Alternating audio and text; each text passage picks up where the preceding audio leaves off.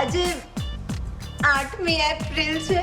અચ્છા, 8મી એપ્રિલે સરકારે આપણને 5 લાખ રૂપિયા ઇનામ આપવાનું નક્કી કર્યું છે.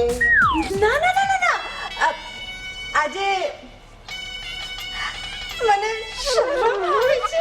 અચ્છા, એટલે આજે કોઈ શરમના ઘટના ઘટી હતી એમ?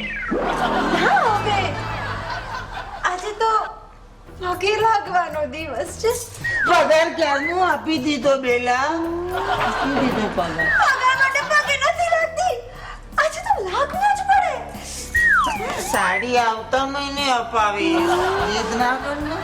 હાય હાય તો તમને યાદ જ નથી કે આજે શું છે?